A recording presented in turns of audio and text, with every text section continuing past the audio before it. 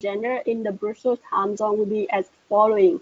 From 10 to 10:05, Ms. Marta is going to give the introduction to the help desk and its services. From 10:05 to 10:20 would be the general introduction on Vietnam's IP landscape. From 10:20 to 10:50, Ms. Nga Nguyen, our external expert, is going to discuss how can CPTPP change Vietnam's IP landscape.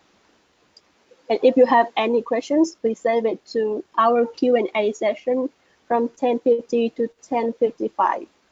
And from 10:55 to 11 a.m. would be the closing session. Okay, so I'm going to give a brief introduction on our speaker, Ms. Marta Bettinazzi. She is working as IP Business Advisor for Southeast Asia IPR SME Help Desk in Ho Chi Minh City, Vietnam. Ms. Marta Bettinazzi is the new IP Advisor of the Southeast Asia IPR SME Help Desk project located in Ho Chi Minh City. Marta is in charge of delivering IPR trainings across Southeast Asia, advising European SMEs on inquiries related to Southeast Asia. Marta holds a master's degree in law from the University of Pavia, Italy, and a PhD in Roman law and European legal culture from the Universities of Pavia and Saarbrücken, Germany. She has also completed an LLM program in European and International Law at the Europa Institute in Saarbrücken, Germany, specializing in European economic law and IPR. After working for 2 years as postdoc researcher at the University of Pavia, she started her practice as lawyer in a law firm in Milan. So now Marta is going to go on with the introduction of the core services of our help desk. Hello everyone, good morning Europe, good afternoon Vietnam and Southeast Asia. Our services that you see displayed on your screen are basically of two kinds. First one is one-on-one consultation with an inquiry helpline and also in-person consultations during trade fairs or in our office in Ho Chi Minh City with appointment. And then there are also the trainings, the webinar that you are attending today, and many others that you can also download from our website.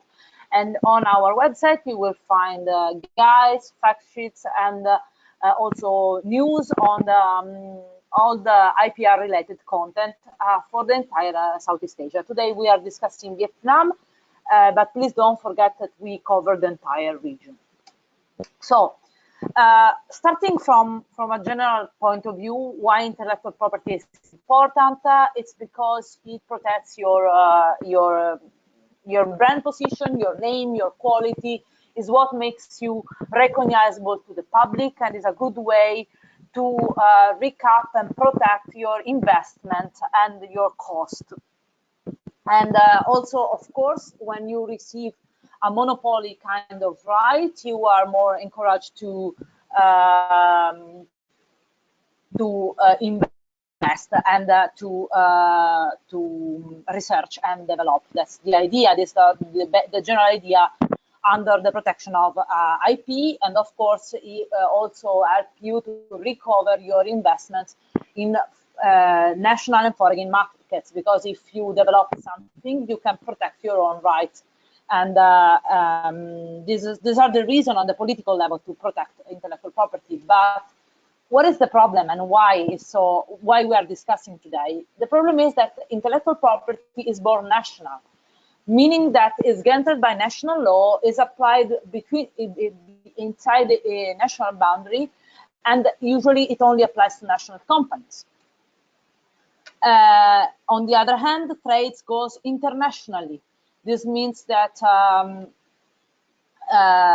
of course, you are in Vietnam or are interested into the Vietnam market or other European market, and and of course, this makes you at risk of copying. Sorry, I see a question. Please. Okay, so the slides will be then shared with the public at the end of the webinar. So, what is intellectual property? We have many kinds of intellectual property.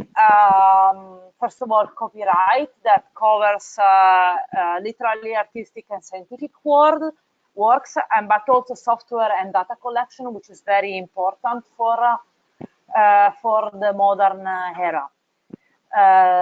Secondly, there are the trademarks, that is your sign, your brand, that makes you recognizable and make the consumer able to recognize you. Then patent, that of course means the protection of invention, that has to be, of course, novel, inventive and have industrial applications. So patent is mostly regarding your industrial property. Okay, so apparently there is a problem with the slides. I don't know why. I see. Wait a second. Okay, sorry. I see that there is a problem. Let me try again. Can you see the slides on? Can you see intellectual property slide? Yes. Sorry to all the attendees for this technical problem. I had no idea what was happening, and I only discovered now. So what I was saying is that now you can see on your screen all the kind of intellectual property. I hope it solved the problem. And then, okay. So the fourth kind of intellectual property is industrial design. It means the appearance of a product. To give you an example, the Coca-Cola bottle, I think, is one of the most famous industrial design. And then we have GI, those are the geographical indication. To give you an example, I'm Italian, so I will quote the Parmigiano, which is indeed a geographical indication. It's a form of trademarks that basically connect the quality of a product to a specific region.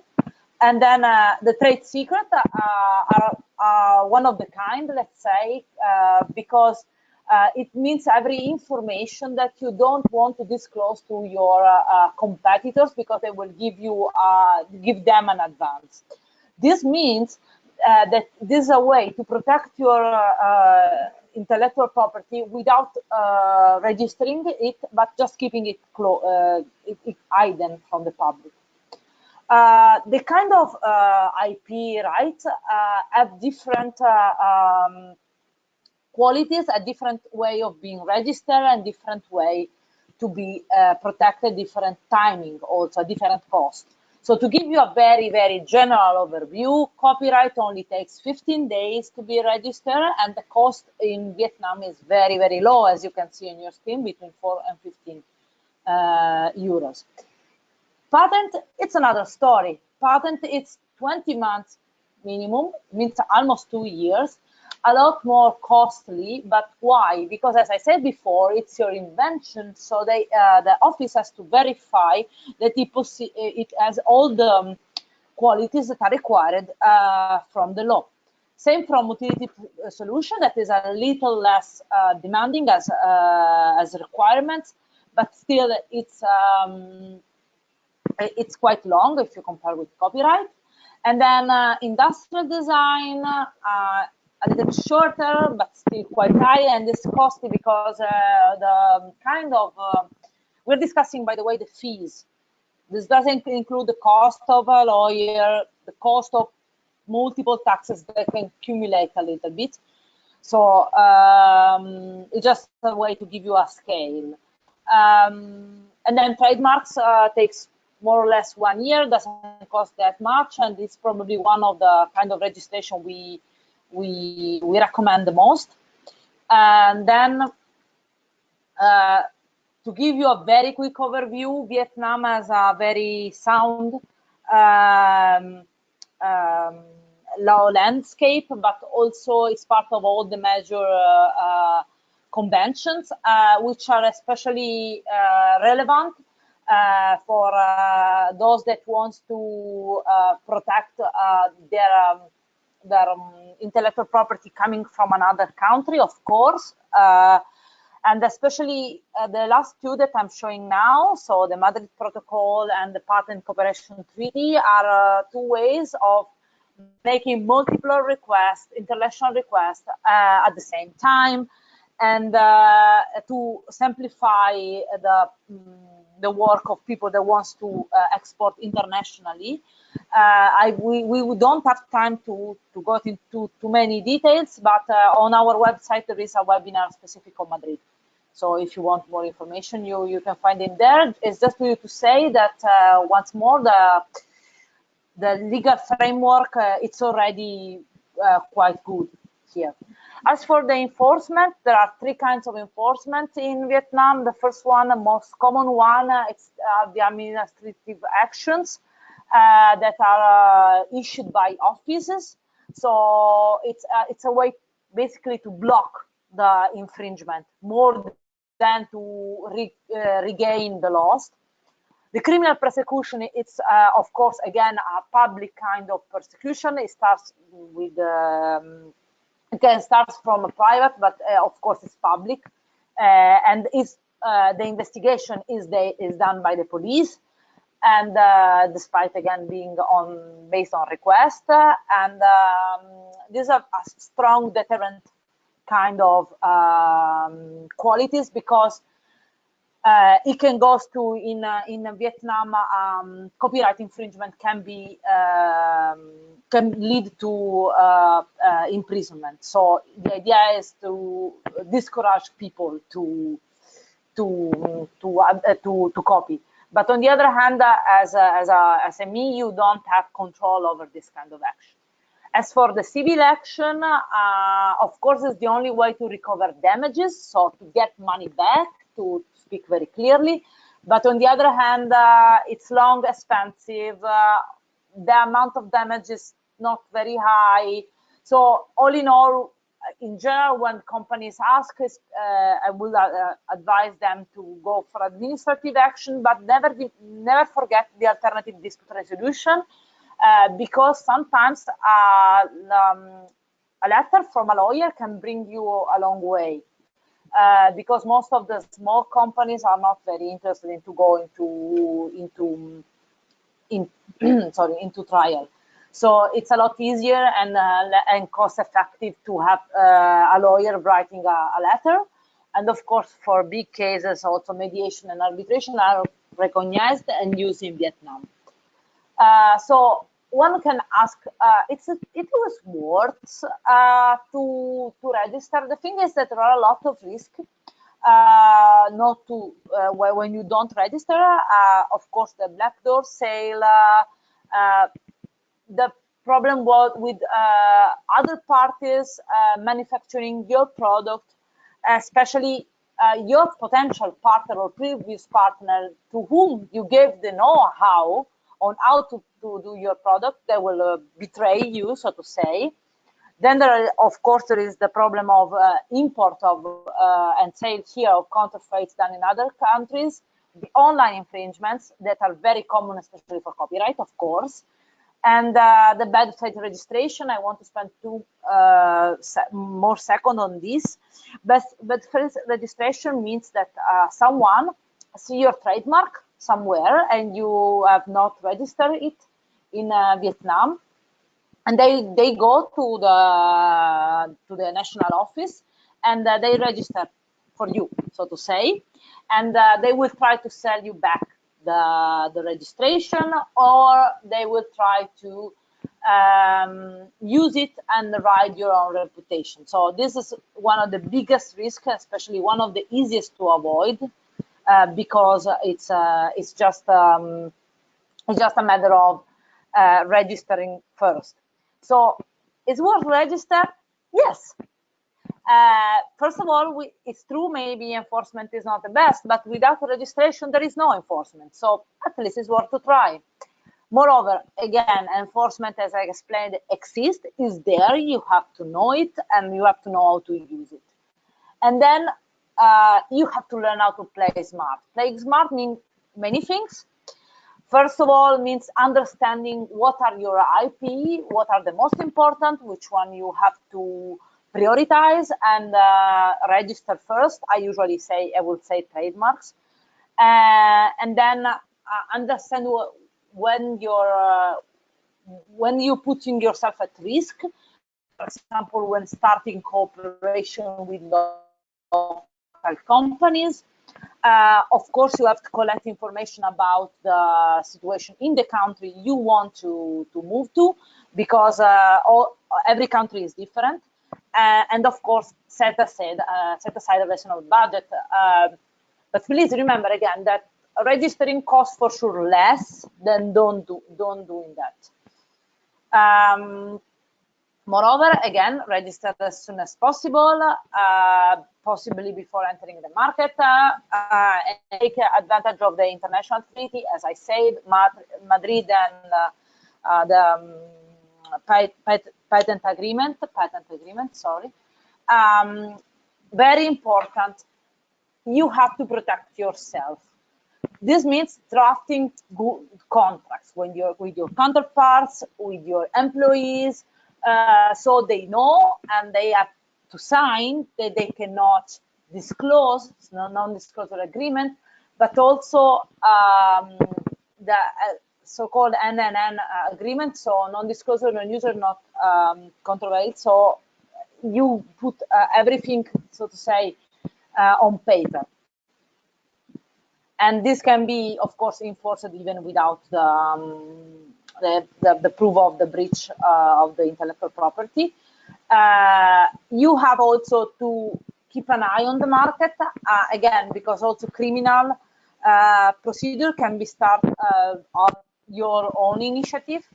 And again, choose the right form of enforcement. One option is the custom registration, as I said. It's a way to block the import and sale of counterfeit products from other parts of the region or China, for example. And again, please keep in mind that cease and desist letter is very effective. As final tips and watch out, know your right. As I explained at the beginning, there are very different kind of protection. So every IP has its own rules. Know the law, so knowing that the legal framework in Vietnam is sound, and as we are going to see, is going to improve in the upcoming presentation. The enforcement is not perfect, but again can be used at your own advantage. And sorry for that. Know how to protect your rights, so get in contact with a local lawyer already for the registration, or get in contact with us that we can bridge to a local lawyer. And I will never say this too much. Choose the best form of enforcement. Just a general landscape of how the protection of IPR in Vietnam work. And now we are going to hear from our expert how this landscape is designed to change with the consequence of the new agreement that is going to be in place. Our expert, hope you can hear me, and I will introduce her, is Miss Nga Nguyen, and she is working for Hogan & Knowles law firm in Hanoi. She has studied in Melbourne, and she owns also a diploma from the Federal Institute of IP in Moscow. Of course, she is a Vietnamese qualified lawyer and IP agent, and she has more than 25 years of experience in IP. She especially focused on the relationship between intellectual property and competition law, and she's also an expert in management and enforcement of intellectual property rights, in strategic counseling and portfolio development, again connected to AP, technology transfer and licensing, and the products registration, packaging and labeling. And for us, it's an honor to have her presenting today for us. So please, Ms. Nia, I give you the floor. Thank you very much, Marta, for the very comprehensive brief of the provisions of IP protection in Vietnam, the trends, and thank you very much for your nice introduction. I'm Nang Nguyen, working at Hogan Lowen's Hanoi office. I'm very pleased today to brief on a very new important international agreement, CPTPP. So what is CPTPP?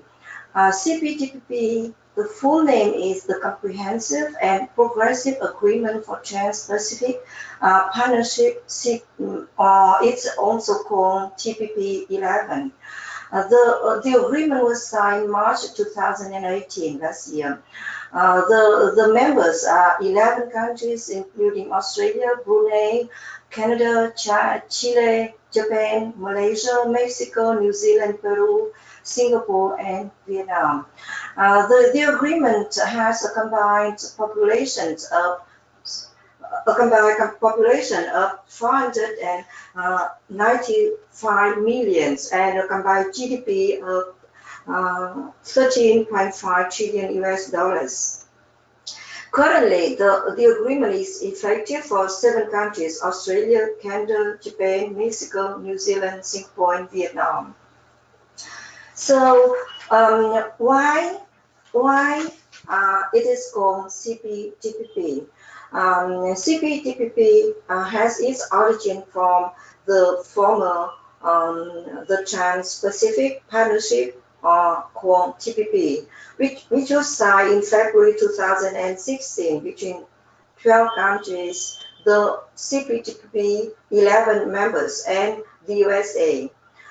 In January 2017, the new administration of the US withdrew from the TPP, giving rise to speculation that the agreement would collapse. However, in the end of 2017, 11 remaining members announced their commitment to the agreement when meeting at the margin of the APEC summit in Da Nang, Vietnam. In March last year, CPTPP was signed. Now it has become effective for 7 countries at site. What experts expect the economic development for Vietnam as a result of its membership in CPTPP. The experts expect that multi-trade agreements such as the CPTPP are expected to further boost Vietnam's investment and export-driven growth model. And according to the World Bank Country Director for Vietnam, Osman Dione, even under very conservative assumptions, the report estimates that CPTPP would increase Vietnam's GDP by 1.1% by 2030.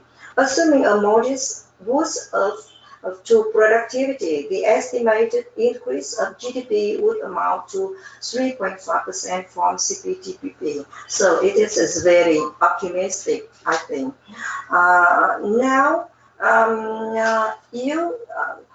So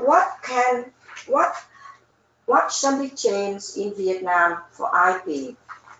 CPTPP IP provisions are provided under Chapter 18.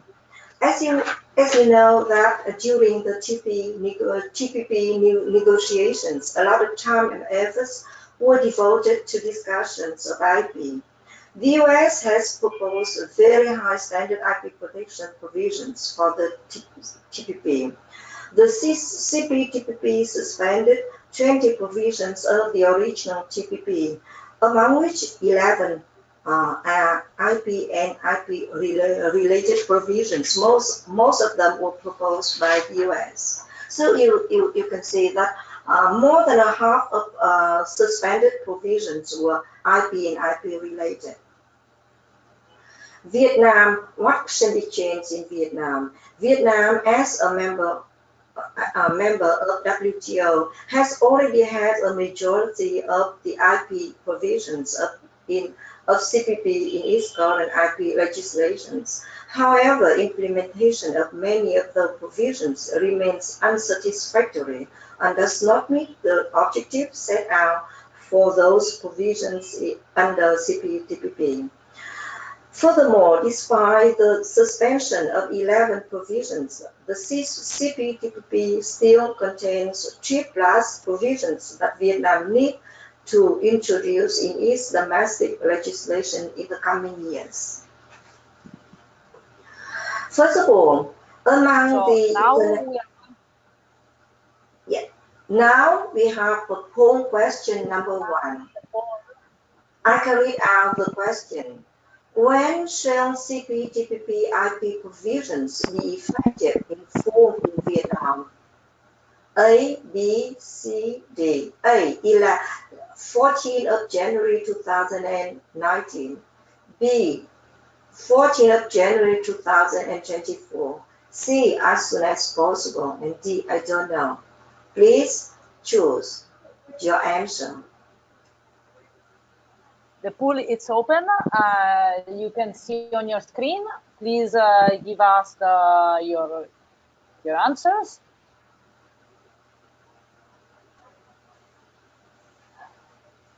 I give you. We give you one minute, or a little less than 1 minute, please.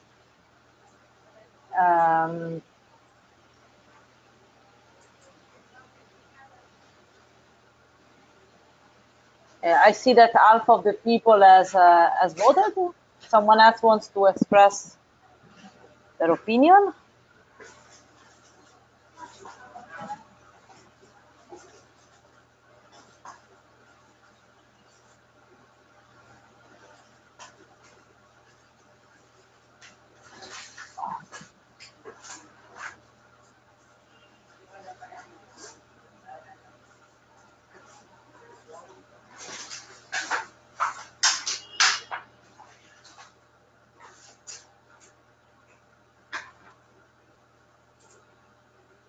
So I see that the 78% of people has voted. So we are going to show the results, or I'm going to, yes. So I see that the majority of the people has said the 14th of January of 2024. So I ask our expert to possibly comment this result before we move on. So the majority of people thinks that the provision will be effective in 2024.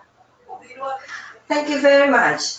And I'm very happy to say that the majority of audience will have given the right answer. Thank you so much. It has shown that many of the audience understand the CPTPP very well. Thank you. So, very good. Let's proceed. Yeah, that's a great news for us. Yeah. Among the international treaties, the CPTPP requires the member countries to accept to. Vietnam needs to accept to additional 3 treaties. That's Budapest Treaty, the WTO, the WIPO Copyright Treaty, and the WIPO Performances and Phonogram Treaties. For Budapest Treaty, Vietnam can accept to the treaty within the next 2 years. For the remaining 2 treaties, Vietnam can have 3 years to prepare its accession to these treaties. As you can see in Martha's presentations before, Vietnam protects only traditional marks. And to be eligible for protection in Vietnam, a sign shall be a visible sign in the form of letters, words, drawings, images, including holograms or a combination thereof, represented in one or more colors. So you can see that all marks to be eligible for protection in Vietnam must be visible. This is the contrary to CPTPP requirements. CPTPP requires the parties to protect signs. The party shall not provide for visibility of a sign as a precondition for trademark protections. And CPTPP requires the party to protect the sound and encourage the party to protect the same mark. Vietnam had 3 years to prepare for protection of the sound mark. Regarding well-known mark, CPTPP requires the party shall not provide for condition for determining that a mark is well-known, that the trademark has been registered in the party or in another jurisdiction, included on a list of well-known trademarks or given prior recognition as a well-known trademark. Under Article 75 of the Vietnam's law on IP, Vietnam to the criteria for evaluations of whether or not a mark is well known is number of countries protecting the mark and number of countries recognizing the marks as a well-known mark. I think that for these provisions, Vietnam does not fully comply with the CPTPP's requirements, and Vietnam needs to amend its law toward removing these requirements. The CPTPP requires its members to introduce electronic trademark application and maintenance. Vietnam already mentions about electronic filings in its systems, in its regulations, but such an application for electronic filing has not been in place. So Vietnam will need to work further in this direction to fully launch an electronic filing system. CPTPP does not allow parties to require a recorder of trademark license to establish the validity of the license, or as a condition for use of a trademark by a licensee to be deemed to constitute use by the holder in a proceeding that relates to the acquisition, maintenance, and enforcement of trademarks.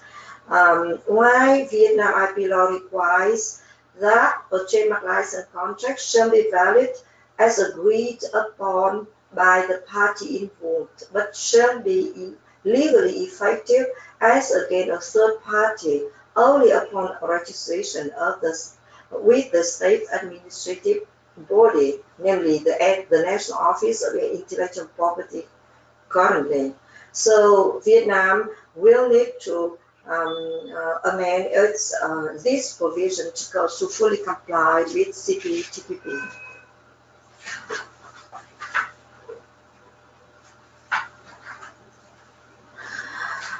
Regarding domain name, CPTPP provides that for high-level country code domain names, member countries shall take certain measures, such as regulations on dispute settlement mechanism according to ICANN principle or similar. Vietnam, in June 2016, Vietnam issues a joint circular guiding the order and procedures for changing and revoking domain names infringing upon the IP rights. Unfortunately, already 2.5 years since the circular came into force, the implementation of this instrument has shown that it has not sufficiently responded to the IP owners' needs in addressing infringements in the domain name area. The action to enforce the IP rights in these areas is slow, cumbersome, and is done on case-by-case basis. Obviously, Vietnam needs to a procedure to resolving dominant disputes based on policy of ICANN in order to fully comply with its CPTPP commitment. Regarding geographical indications, CPTPP requires that parties should provide procedures for objection or rejection of protection or recognition of geographical indications, cancellation of a protected or recognized geographical indication on the ground that the geographical indication is likely to cause confusion with a trademark that is the subject of a pre-existing good faith pending application in the territory of the party. Vietnam has a procedure for objection or rejection or cancellation of a geographical indications that based on a pre-existing registered or well-known map, but Vietnam has no similar procedure based on a pre-existing good faith pending application. So Vietnam will need to introduce this regime for to comply with CPTPP's commitments. In the area of patents, CPTPP provides for grace period for novelty and inventive step within 12 months.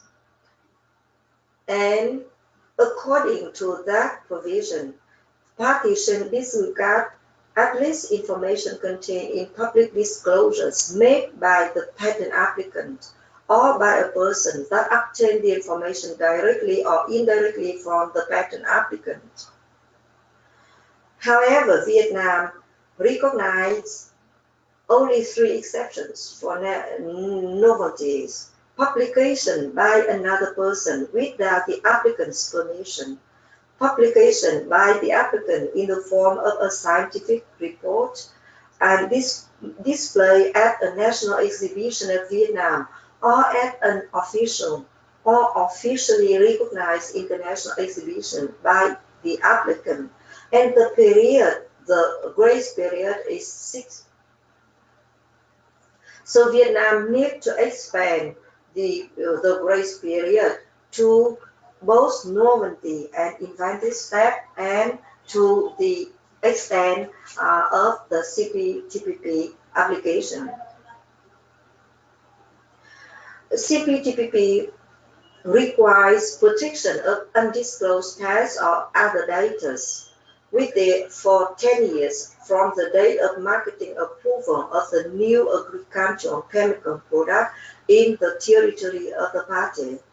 Such period under Vietnam current IP law is 5 years. So Vietnam will need to comply with CPTPP and extend the protection of undisclosed tests or data and for 10 years. CPTPP requires members countries to introduce patent link measures such as provide information on new circulation applications for patent owners and creates opportunities for patent owners to protect their interests, or maintain a system outside the judicial procedure to prevent licensing of new pharmaceutical products of third parties. Vietnam has no such patent link measures like that. So Vietnam will need to introduce such a regime within the next 3 years.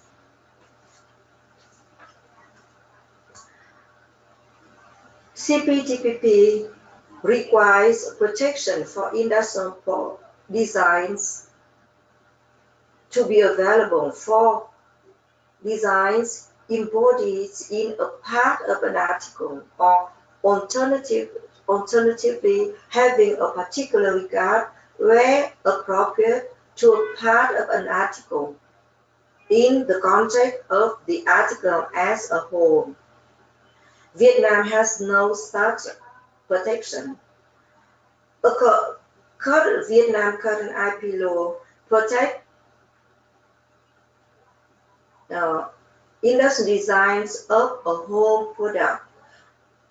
A product is defined in the IP law that to be items that have clear structure and functions and is sold independently. So that should in no case it can be a part of an article in the context of the article. So obviously Vietnam needs to extend its industry design protection to cover part of an article, including part of an article in the context of the article.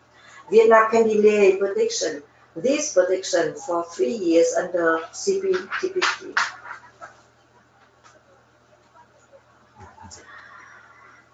CPTPP contains a number of high standard requirements to IP enforcement, most of which already have their expression in Vietnamese laws and regulations. However, Vietnam will need a lot of efforts to make this provision work in practice. In order to have a real effective enforcement regime in Vietnam.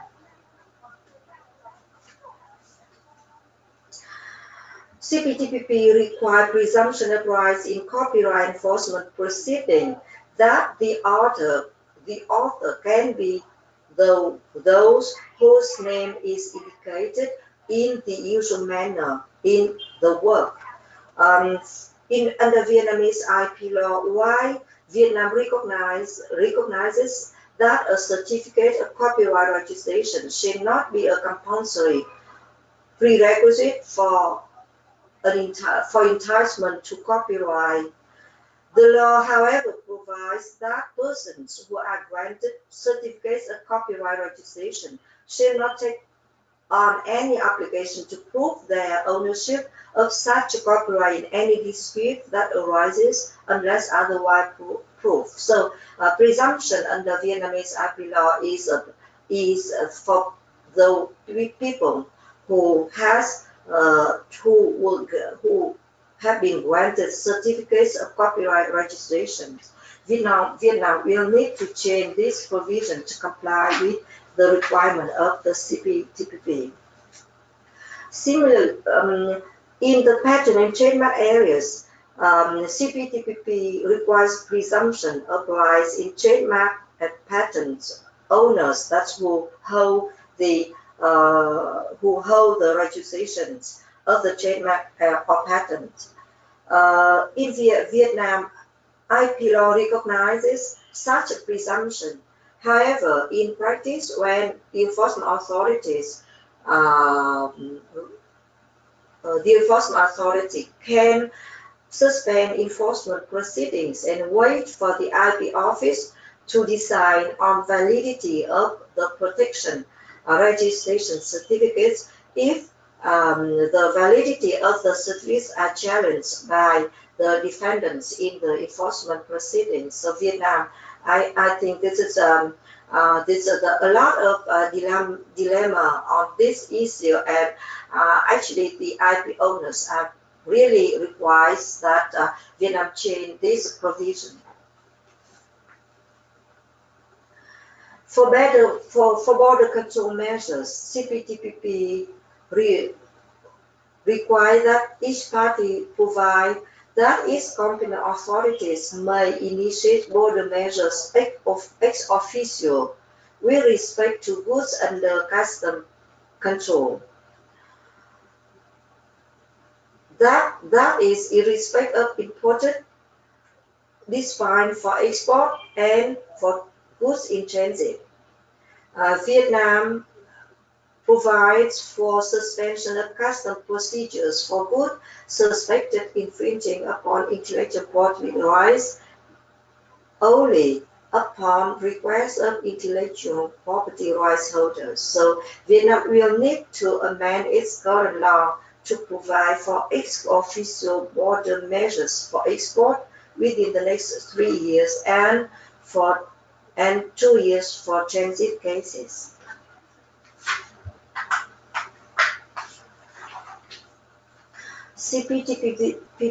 CPTPP provides for a definition of commercial scale of criminal charges for acts of intentionally counterfeiting trademarks, violating copyrights and related rights. Vietnam needs to supplement the definition of commercial scale in criminal charges for acts of intentionally counterfeiting trademarks, violating copyrights and related rights in the criminal code. Vietnam needs to implement these requirements within the next 3 years. CPTPP requires its members to provide for appropriate criminal procedures and penalties against the unauthorized copying of cinematographic work from a performance in the movie theaters that causes significant harm to a right holder in the market for that work. Vietnam do not have a specific provision for this particular infringing act. Vietnam needs to introduce such a provision within the next 3 years. Now we have poll question number 2. Will the changes in the enforcement legislation improve the chance of enforcing IP rights? What do you think? Yes, no, or maybe? Please choose your answer. Thank you. Thank you, everyone. The poll will be again open for more or less 1 minute to give the time to everyone to read and answer the question. Thank you.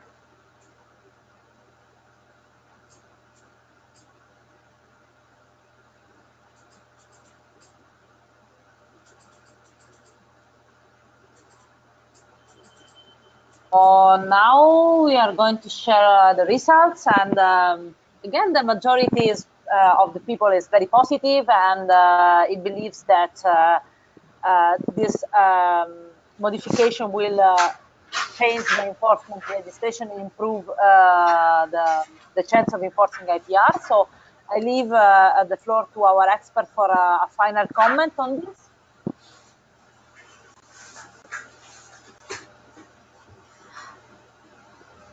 Oh, thank you. Hello. Yeah, thank you very much. Yes. It's again, it's really positive answers. Yeah, I agree. I totally agree with you, with the audience that yes, the CPTPP, the changes in enforcement legislation of Vietnam will surely improve the chance of enforcing IP rights in Vietnam. We believe, we practitioners and experts in the country believe that when the CPTPP require provisions of IP will be fully introduced, Vietnam will have a real effective IP enforcement system in the place.